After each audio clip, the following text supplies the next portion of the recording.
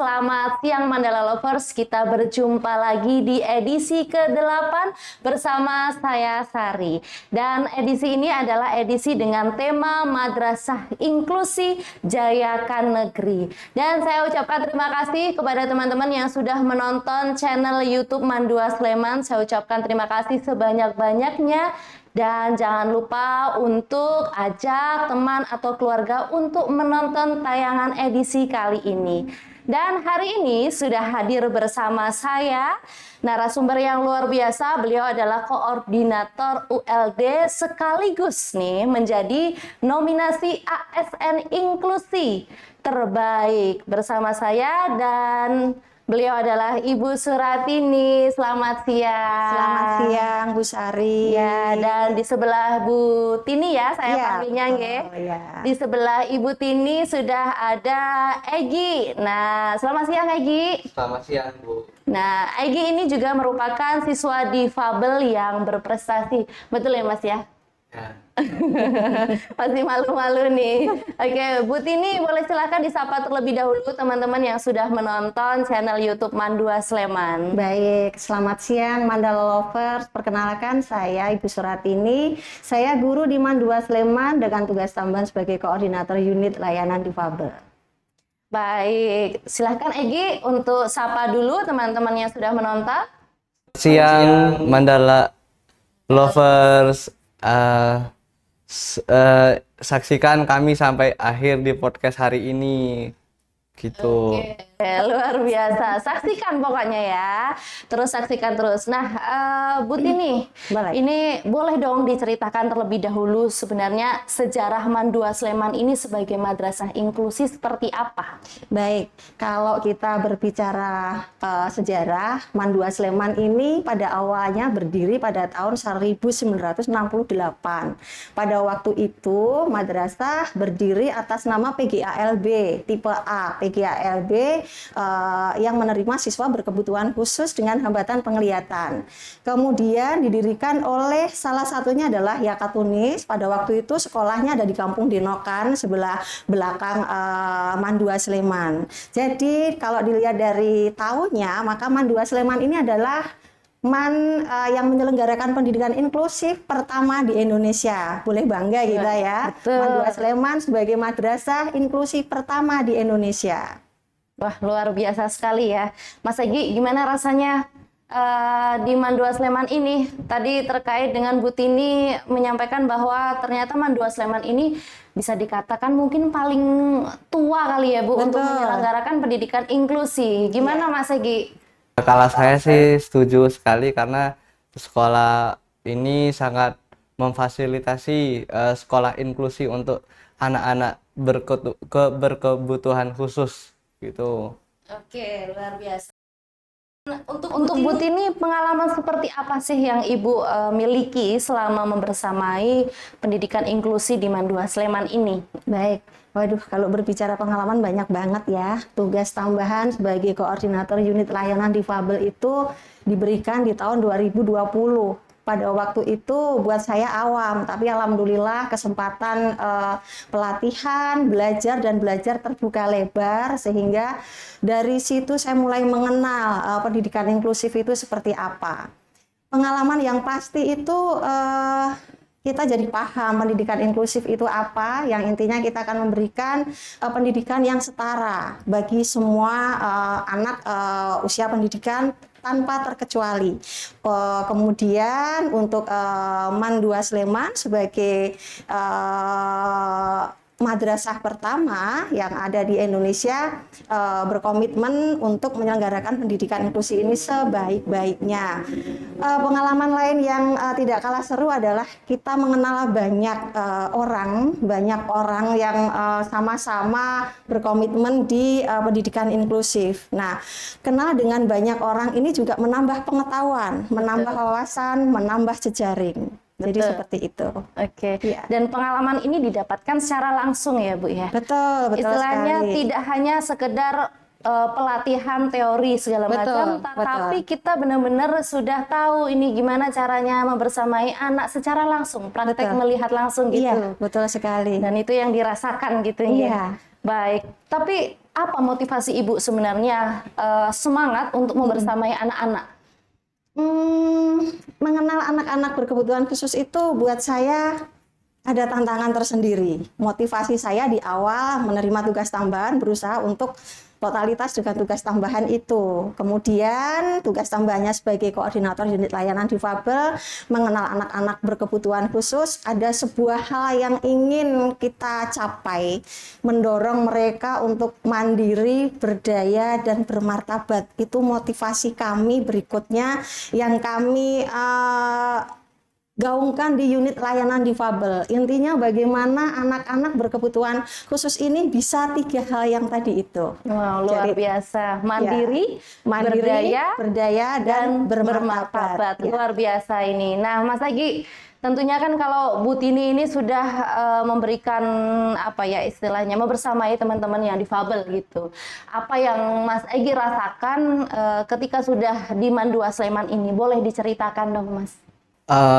Mandua Sleman ini dari saya pertama kali masuk sini sudah wah keren gitu untuk anak difabel, karena di sini ada guru yang sudah aksesibel, terus ada unit khususnya, jadi kita yang difabel tuh merasa terpenuhi begitu. Terus ya pokoknya saya sangat senang bisa masuk di madrasah ini. Kalau untuk teman-teman dan juga lingkungan itu seperti apa, Mas?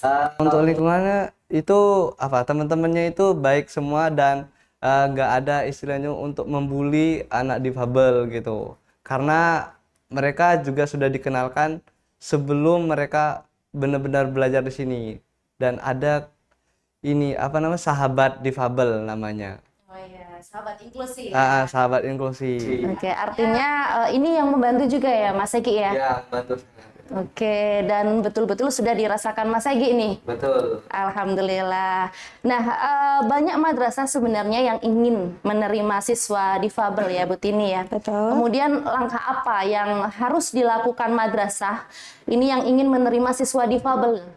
Boleh disampaikan, Ibu? Ya, kalau kita berbicara langkah apa, yang pertama itu sebetulnya madrasah itu semua stakeholder itu harus berkomitmen dulu untuk menyatakan siap untuk inklusif. Kalau semua sudah berkomitmen bersatu kata, berikutnya kita tinggal ciptakan aksesibilitasnya. Karena kalau sudah komitmen itu, aksesibilitas yang akan dibangun itu nanti lebih mudah komunikasinya. Bagaimana sarana prasarana, bagaimana akomodasinya, bagaimana kebutuhan-kebutuhan yang lain menyesuaikan dengan apa yang dibutuhkan oleh anak-anak berkebutuhan khusus. Jadi sekali lagi, yang pertama adalah komitmen dulu, baru nanti aksesibilitasnya nanti mengikuti. Betul, betul sekali. Tapi gimana Ibu membangun komitmen itu sebenarnya gimana caranya? Mungkin kadang kita juga mengalami kendala begitu ya. Ya, betul Tapi kan sekali. tentu balik lagi harus dibangun lagi komitmen. Nah, gimana untuk Bu Tini ini membangun komitmen? Untuk membangun komitmen, kita berbagi praktik baik yang ada di Mandua Sleman itu alhamdulillah dukungan dari pimpinan terutama itu besar gitu ya. Ketika dukungan itu sudah ada, berikutnya kita adakan program semacam pelatihan. Yang pelatihan ini nanti sasarannya adalah Bapak Ibu guru, kemudian pegawai, tenaga pendidik maksudnya, kemudian siswa juga, itu nanti kita bangun komitmen, kemudian ada pelatihan tadi baik untuk Bapak Ibu guru atau siswa juga ada pelatihan. Jadi dengan adanya pelatihan itu secara tidak langsung kita mulai dipahamkan tentang bagaimana menciptakan inklusivitas di madrasah. Betul sekali, dan komitmen ini akan pelan-pelan secara tulus lahir begitu ya, Bu? Betul, Tidak ada paksaan begitu nggih? Betul, iya. Baik, kemudian apakah memang seluruh stakeholder yang sudah ada di Mandua Sleman ini sudah sangat mendukung kesetaraan pendidikan bagi siswa difabel maupun non-difabel, Ibu? Ya. Sejauh dari pengamatan kami dari unit layanan difabel sudah ya, karena kami sudah menyelenggarakan pelatihan itu 2 kali. Dan insya Allah di tahun anggaran berikutnya itu tambah lagi 1 kali lagi ya. Dan kita juga dengarkan dari serapan anak-anak bagaimana ketika pembelajaran di kelas, alhamdulillah anak-anak tidak ada kendala atau tidak ada masalah dari Bapak Ibu guru. Pelatihan itu sangat penting sekali karena nanti dengan pelatihan itu Bapak Ibu guru akan diberi pembekalan bagaimana menghadapi anak-anak berkebutuhan khusus, bagaimana dengan akomodasi kurikulumnya. Betul, Seperti itu. betul sekali. Dan berbicara tentang kehebatan Mandua Sleman ini, boleh dong Bu diceritakan apa kehebatan yang dimiliki Mandua Sleman ini sebagai madrasah inklusi pertama itu, menurut pandangan Bu Tini seperti apa? Baik, kehebatan yang pertama adalah tadi itu seluruh stakeholder berkomitmen. Kemudian yang kedua, kami punya unit layanan difabel. Dan boleh dibilang untuk di madrasah di Kementerian Agama itu ULD di Mandua Sleman juga ULD yang pertama. Wow, luar biasa ini betul teman-teman sekali. ya. Kemudian kami juga punya, tadi disampaikan oleh anak kita, ada forum sahabat inklusi. Ya. Kemudian aksesibilitas sarana prasarananya. Kemudian Bapak Ibu gurunya itu inklusivitasnya itu dibuktikan dengan adanya akomodasi kurikulum, berusaha menciptakan media pembelajaran sesuai dengan karakter mata pelajaran. Yang baru saja itu saya lihat dari guru bahasa Jawa itu menciptakan media timbul untuk huruf Jawa. Jadi nanti anak-anak itu akan bisa merasakan bagaimana tulisan atau huruf Jawa itu. Kalau selama Jawa, ini ya. betul aksara Jawa. Kalau selama ini kan mereka tidak bisa. Nah, dengan adanya media timbul bahasa Jawa itu besok mereka sudah bisa akses lagi. Gitu. Betul, luar biasa.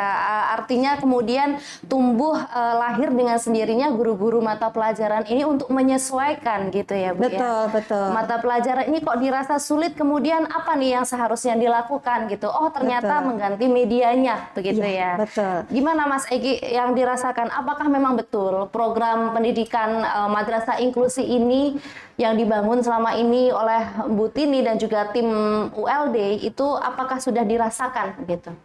Sudah gitu.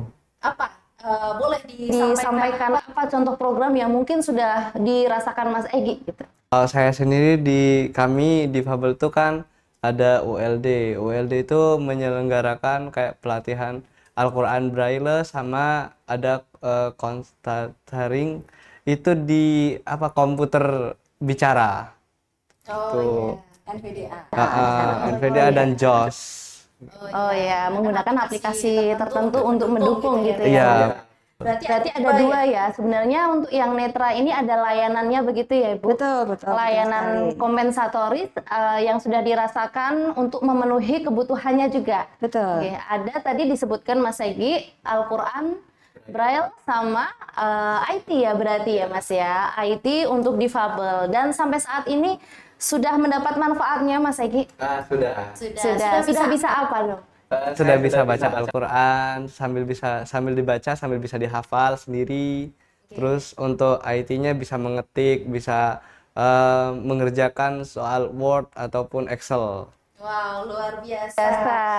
Sudah bisa Word, sudah bisa Excel ya Mas ya. Berarti artinya sudah ini sudah menunjang juga untuk kebutuhan dalam pembelajaran di mata pelajaran khusus yang mungkin berkaitan dengan hitung-hitungan juga. Betul, begitu nggih? betul. Baik. Kemudian Bu Suratini ini kan juga merupakan salah satu pengurus FPMI ya Bu ya. Betul. Boleh nanti diceritakan FPMI ini seperti apa dan kemudian apa peran Bu Tini serta juga Bu Tini ini memiliki prestasi yang luar biasa ya. Tentunya beliau ini juga nominasi ASN Inklusi Terbaik. Berarti secara nasional ya Ibu. Luar biasa. Oke, boleh dong Ibu diceritakan terlebih dahulu mulai dari FPMI hingga sampai ke nominasi. Ya, FPMI itu adalah Forum Pendidik Madrasah Inklusi untuk di Yogyakarta. Itu nanti ada FPMI DIY. Peran saya di situ, saya sebagai sekretarisnya. Ya, jadi kami dalam satu wadah untuk madrasah-madrasah inklusi se-DIY yang akan menyelenggarakan pendidikan inklusif itu bisa berkoordinasi dengan kami yang nanti kami akan berbagi pengalaman kami sehingga madrasah-madrasah tadi juga bisa menyelenggarakan pendidikan inklusifnya di madrasahnya. Bercerita tentang ASN Award saya yang kemarin saya ikutin dari Kemenpan RB, itu pengalaman yang luar biasa sekali buat saya. Kalau tadi diceritakan apa kehebatan MAN 2 Sleman, kemarin itu saya angkat semuanya. Ada sekitar 15 kehebatan yang saya munculkan dalam inovasi yang ada di MAN 2 Sleman. Nah, kalau kita berbicara kehebatan dari yang ke-15 itu tadi beberapa sudah saya sampaikan, saya akan tambahkan salah satunya adalah inklusi sosial yang perlu mungkin ini juga kita sampaikan kepada sahabat Mandala Lovers ya. Inklusi sosial di MAN 2 Sleman ini alhamdulillah mulai dari Bapak Ibu gurunya, kebijakan dari Bapak pimpinan, kemudian anak-anak atau sesama siswa, bahkan masyarakat, semuanya inklusif banget gitu. Tadi sempat disampaikan tidak ada bullying, alhamdulillah memang benar untuk anak-anak berkebutuhan khusus dan anak-anak yang lainnya itu tidak ada bullying gitu. Anak-anak tidak pernah menyampaikan bahwa mereka terbully dengan keberadaan mereka di madrasah ini. Kemudian ketika anak-anak menjadi bagian dari masyarakat, karena tidak sedikit anak-anak kami juga yang tinggal di lingkungan masyarakat, tidak tinggal bersama orang tuanya, itu juga terfasilitasi dengan baik oleh masyarakat di sekitar. Mereka aman, mereka mendapatkan aksesnya di masyarakat. Seperti itu. Wow, luar biasa ini. Dan ini ya Bu ya, Betul. sertifikatnya sudah ada, guru inklusi terbaik. Kemudian ada juga ini ya, ini jadi satu paket ya Ibu ya, Iya, kemarin betul, dan belum betul. lama ya ini ya? Belum lama ini Baru teman-teman. Tanggal 28 sampai tanggal 31 Juli kemarin kami Wow, ikuti. luar biasa. Ini siapa yang nggak pengen Ibu? Semoga Ibaratnya semuanya berkesempatan gitu ya. amin, amin. Semoga semuanya bisa berkesempatan. Iya.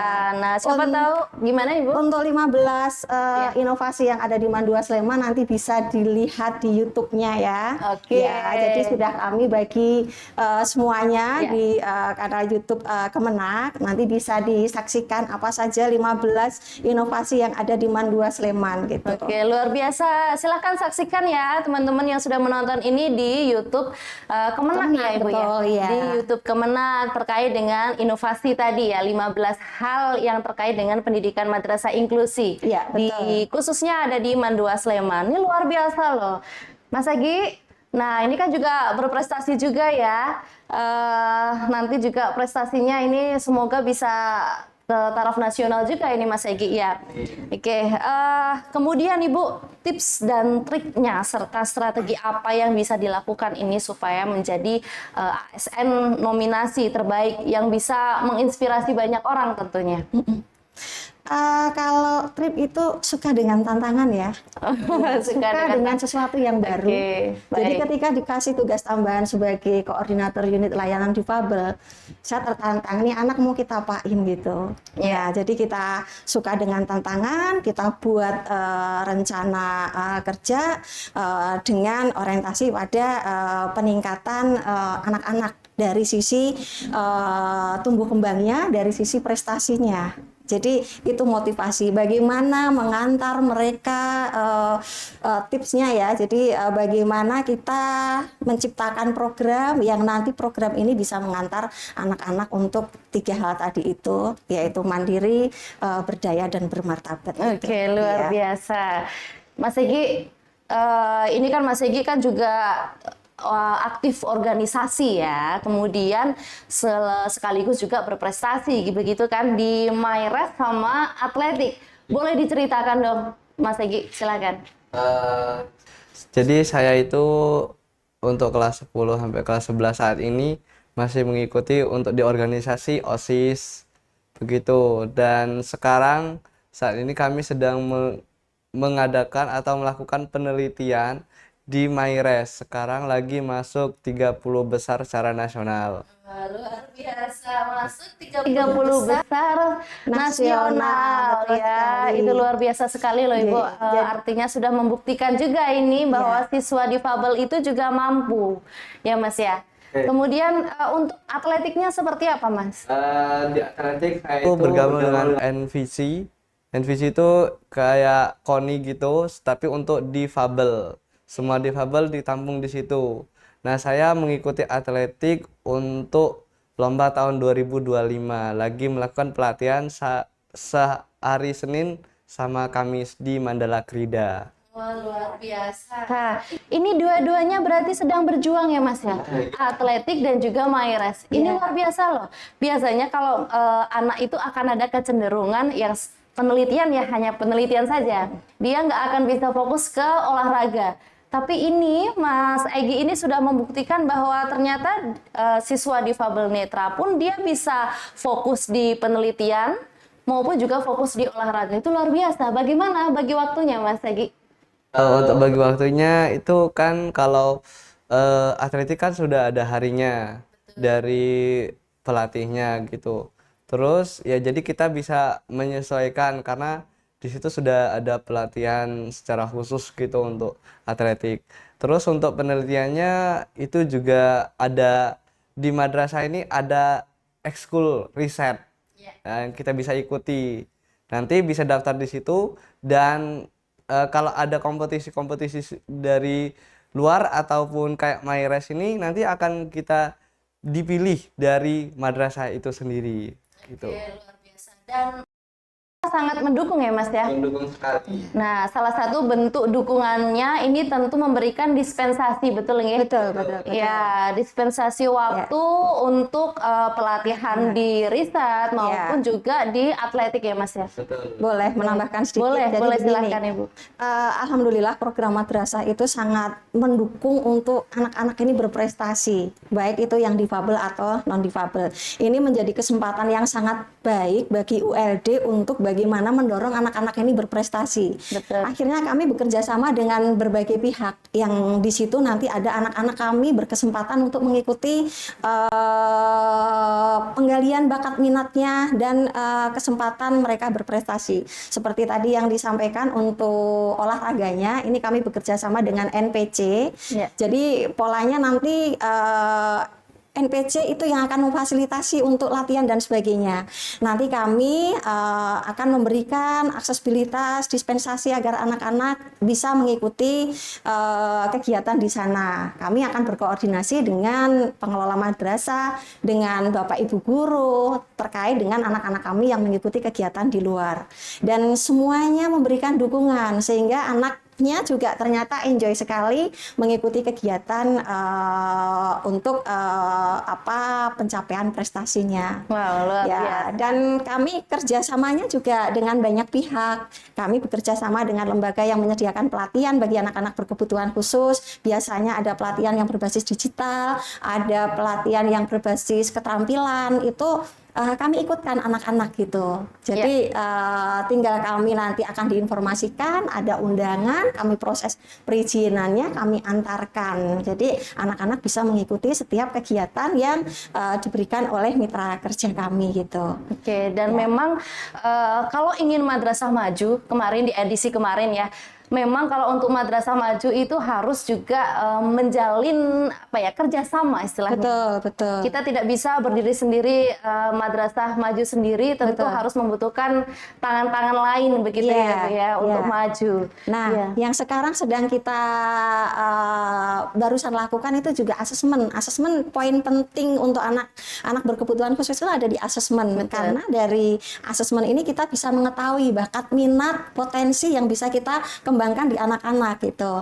Nah, asesmen ini kita bekerja sama dengan psikolog dari SLB Kalibayam untuk saat ini gitu. Dari situ nanti kita bisa mengetahui sekali lagi potensi anak-anak, dan alhamdulillah anak-anak bisa berpotensi sesuai dengan berprestasi sesuai dengan potensinya gitu. Wah, luar biasa sekali ya. Dengan adanya asesmen juga sudah diketahui di awal. Nanti proses selanjutnya akan seperti apa, kebutuhannya apa. Betul. dan akhirnya nanti akan menorehkan prestasi juga yang bermanfaat Iya. untuk Mas Egi ya Mas Egi ya. Ya, oke, luar Egi biasa. ini salah satu contoh dari siswa kami yang berprestasi. Masih ada lagi anak-anak kami, mereka punya karya, mampu membuat buku. Ada salah satu anak kami yang barusan lulus, ini mampu membuat beberapa buku, bahkan yang karya mandirinya itu 2 buku sudah bisa dibuat. Iya. Dan yang membuat kami bangga juga lulusan anak-anak yang berkebutuhan khusus kemarin dari 6 anak kami yang mendaftar ini semuanya masuk di perguruan tinggi lewat beberapa jalur. Ada yang jalur SNBP, jalur prestasi, ada yang jalur SNBT, ya, dengan jurusan yang beragam, mulai dari hukum, kemudian bahkan ada yang teknik informatika. Cita-citanya pun juga sangat luar biasa, ingin menjadi seorang programmer. Wow. Jadi di sini kami itu apa ya? Anak-anak ini ketika diberikan layanan pendidikan yang tepat, mereka bisa gitu. Kemampuan itu melebihi dari apa yang menjadi bahkan ekspektasi kita. Gitu. Betul. Dan Mandua Sleman sudah membuktikan itu. Betul Ya. sekali. Dan itu poinnya ya. Ya, betul. Poinnya betul. Kalau kita memberikan layanan yang tepat, itu akan memberikan hasil yang maksimal. Betul, Gitu ya. betul. Baik, luar biasa kalau saya mendengar ini dan tentu sebenarnya ingin banyak yang dibahas begitu Ibu. Tapi sekali lagi untuk harapan dan doa untuk kemajuan Mandua Sleman mungkin boleh disampaikan Ibu, silakan. Ya, harapan dan doa untuk Mandua Sleman, tetap Mandua Sleman menyelenggarakan pendidikan inklusif yang terbaik. Doanya insya Allah Mandua Sleman akan terus jaya sesuai dengan khasnya inklusi dan riset. Amin. Ya. Oke, terima kasih Ibu Tini. Kemudian untuk Mas Egi, boleh dong minta dukungan atau doa mungkin yang nanti akan melanjutkan risetnya juga ya. Berkabar katanya akan ada bertanding ini. Untuk Mairasnya boleh silahkan disampaikan ke teman-teman Mandala Lovers. Yang pertama itu dari hari ini kami akan berangkat ke Malang untuk kayak bimbingan gitu untuk riset. Terus nanti tanggal 27 mungkin ada presentasi riset untuk masuk ke 6 besar. Nah, kalau masuk 6 besar nanti akan diberangkatkan ke Kendari kalau tidak salah. Nah, mohon dukungannya untuk teman-teman yang nonton. Begitu. Saya merasa merinding loh ini Mas Egi. Karena luar biasa sekali ya. Hari ini akan berangkat ke Malang ya Mas Egi ya. Dan insya Allah teman-teman sahabat Mandala Lovers, kita doakan semoga Mas Egi dan juga tim serta terima kasih banyak untuk pembimbingnya yang tentunya luar biasa. Saya ucapkan terima kasih. Semoga nanti mendapatkan hasil yang sesuai harapan. Amin. Bisa menjadi juara dan terbaik gitu ya Mas ya. Baik, dan terima kasih Ibu Tini sudah hadir di podcast Mandala Educast. Terima kasih juga untuk Mas Egi sudah meluangkan waktunya, dan saya ucapkan terima kasih juga kepada teman-teman sahabat Mandala Lovers sudah menonton edisi yang menarik, edisi yang ke-8 Madrasah Inklusi Jayakan Negeri. Dan cukup sekian untuk edisi kali ini. Saya Sari mohon pamit undur diri. Ruang belajar dan berbagi saling menginspirasi. Wassalamualaikum warahmatullahi wabarakatuh.